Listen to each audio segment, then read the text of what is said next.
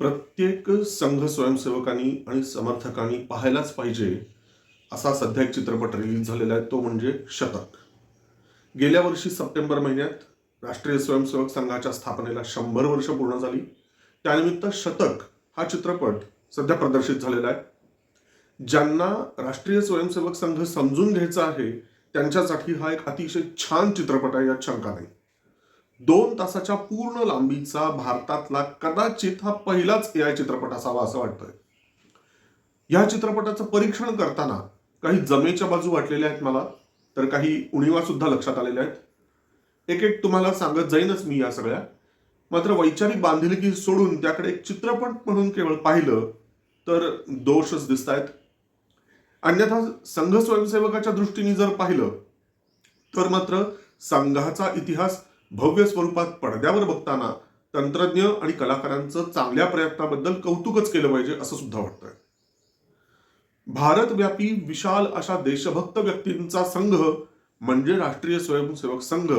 याची स्थापना नेमकी कुणी केली, कधी केली आणि का केली, हा संघ का आणि कसा टिकवला गेला, वाढवला गेला, हे सर्वसामान्यांना आणि छोट्या मुलांना समजून घ्यायचं असेल तर हा चित्रपट अतिशय उत्तम.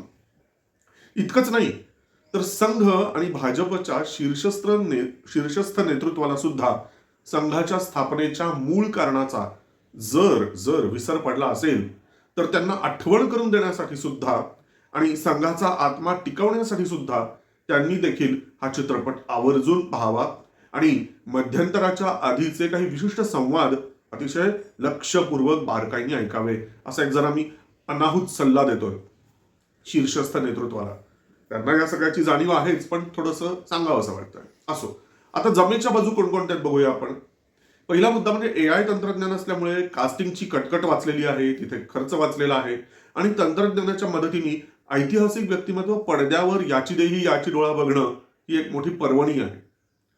दुसरा मुद्दा म्हणजे सहसा लाईव्ह ऍक्शन मराठी चित्रपटांच्या मध्ये ऐतिहासिक काळ उभा करताना अनंत अडचणी येतात.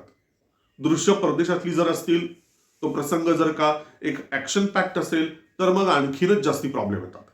तरीही त्यातून मार्ग काढून ती दृश्य चित्रित करण्याचा प्रयत्न केला गेलाच तर तो फसतो आणि तसा तो फसू नये म्हणून मग शक्यतो असे सगळे चित्रित करण्यासाठी अवघड असलेले प्रसंग संवादातूनच उभे करून वेळ मारून नेली जाते, हे आपण बघतो.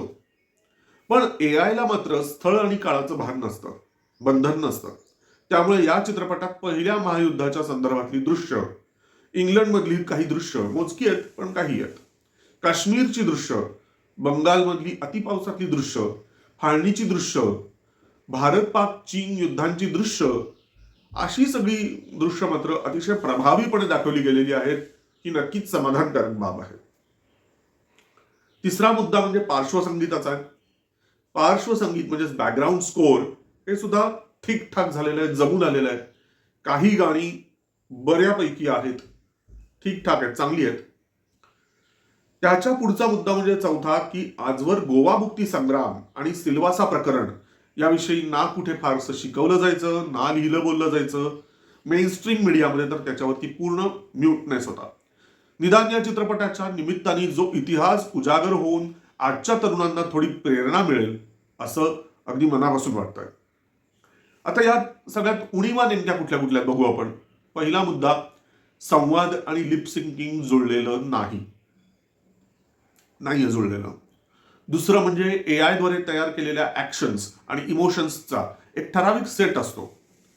व्यक्ती बदलली तरी तो सेट कायम राहतो, त्यामुळे प्रत्येक व्यक्तीनुसारचा युनिकनेस AI मध्ये लोप पावतो. सध्या तरी हे तंत्रज्ञान बाल्यावस्थेत आहे, त्यामुळे हे प्रॉब्लेम असेच चालू आहेत. तिसरा मुद्दा, हे तंत्र अजून रिफाईन नसल्यामुळे लॉंग शॉटच्या वेळी माणसांचे चेहरे विद्रूप होणं, कॅरेक्टर्सना नीट चालता न पळता येणं, ही नेहमी आपल्याला जाणवणारी काही प्रॉब्लेम्स आहेत, ते याही प्रोजेक्टमध्ये तुम्हाला दिसू शकतील. चौथा मुद्दा म्हणजे डॉक्टर हेडगेवार, गोळवलकर गुरुजी यांच्यापासून ते बाळासाहेब देवरस आणि अटल बिहारी वाजपेयींच्या पर्यंत अनेकांचे चेहरे बारकाईनी आणि हुबेहूबपणे निर्माण केलेले आहेत. अगदी तरुणपणीच्या लता दिदींना पडद्यावर हसता बोलताना बघून आश्चर्य वाटतं, अप्रूपही वाटतं आणि सगळ्यात महत्वाचं म्हणजे आनंद वाटतो. मात्र सुधीर फडके यांचे इतके सारे फोटो इंटरनेटवरती उपलब्ध असून सुद्धा शतक चित्रपटामधले सुधीर फडके हे सुधीर फडके वाटतच नाहीत. दोघांच्याही चेहऱ्यात म्हणजे सुधीर फडके जे कॅरेक्टर चित्रपटात दाखवलंय आणि जे प्रत्यक्षातले सुधीर फडके त्यांच्या चेहऱ्यात जराही साम्य नाहीये. असं का झालंय माहित नाही. 5वा मुद्दा म्हणजे डॉक्टर हेडगेवार यांचा तरुणपणी केसांचा हिरो छाप कोंबडा होता का, हा एक अभ्यासाचा विषय आहे. बहुधा नसेल असं वाटतंय. मात्र चित्रपटात कोंबडाही दाखवलाय आणि शेंडीही दाखवली आहे. तज्ज्ञांनी याविषयी अधिक मार्गदर्शन करावं असं मला वाटतं. आता शेवटी आपण एकंदरीत गोळाबेरीज या चित्रपटाची, जो आपण उणीवा पण बघितल्या, आपण चांगल्या जमेच्या बाजूही बघितल्या, एकंदरीत बघितलं तर काय वाटतं. तर थोडक्यात म्हणजे चित्रपटाचं तंत्र म्हणून पाहिलं तर शतक हा अगदी साधारण दर्जाचा चित्रपट आहे. पण स्वयंसेवक जर तुम्ही असाल, तुम्ही हिंदुत्वनिष्ठ असाल, तर चांगला प्रयत्न म्हणून तंत्रज्ञ कलाकारांचं कौतुक करण्यासाठी चित्रपटात गृहात जाऊन हा चित्रपट पाहायला हवा. आणि हिंदुत्वाची आठवण ठेवण्यासाठी, हिंदुत्व जागृत ठेवण्यासाठी संघ आणि भाजपच्या नव्या जुन्या सर्वच कार्यकर्ते, नेते, स्वयंसेवकांनी चित्रपट पाहिला, आवर्जून जर पाहिला, नियम म्हणून जर पाहिला, तर बॉक्स ऑफिसवर तर हा चित्रपट यशस्वी होईलच. पण अलीकडच्या काळात नव्यानी भरणा झालेल्या आयारामांच्या डोक्यात थोडंसं हिंदुत्व, थोडीशी देशभक्ती झिरपेल अशी एक जरा आशा वाटते. संघाचं सेवादल करू पाहणाऱ्या आणि भाजपची काँग्रेस करू पाहणाऱ्या शीर्षस्थ नेतृत्वानी तरी किमान हा चित्रपट पाहायलाच हवा आणि लक्षपूर्वक त्यातले शब्द ऐकायला हवेत. एवढं जरी झालं या चित्रपटामुळे तरी डोक्यावरनं पाणी. असो मित्रांनो, हा चित्रपटाचं ह्या तुम्हाला परीक्षण कसं वाटलं आणि हे परीक्षण ऐकून जर तुम्ही चित्रपट पाहिलात आणि मग तो चित्रपट पाहिल्यानंतर तुम्हाला मी जे या परीक्षणातनं मांडतोय ते आणि तसंच तुम्हाला वाटलं का, की आणखीन काही वेगळं वाटलं, मतभेद असू शकतील, काहीच हरकत नाही. मला तुमचे विचार ऐकायला आवडेल. नुसते परीक्षणाच्याच बाबतीत नाही, तर हा चित्रपट पाहून तुमची मतं काय होती, एकंदरीत कसं वाटलं, हे कमेंट बॉक्समध्ये सभ्य भाषेमध्ये जरूर लिहून कळवा आणि मला ते वाचायला निश्चितपणे आवडेल. आणि मित्रांनो, लवकरच नवीन एखाद्या चित्रपटासहित, नवीन एखाद्या त्याच्या परीक्षणासहित लवकरच मी तुमच्या भेटीला येईन चित्रचर्चामध्ये. आणि आपल्या त्रिशूल RDS मध्ये सुद्धा हा व्हिडिओ अपलोड करणारच आहे. पण त्याचबरोबरीने त्रिशूल RDSच्या सर्व सबस्क्रायबर्सना माझं नम्र आवाहन आहे की चित्रचर्चावरती सुद्धा, जी की आपली एक सिस्टर युट्यूब चॅनल आहे, त्याच्यावरती सुद्धा अशाच प्रकारचं तुमचं प्रेम भरभरून राहू द्या. चित्रचर्चाला सुद्धा सबस्क्राईब करा. त्रिशूल RDSला सुद्धा अजून सबस्क्राईब केलेलं नसेल तर करा.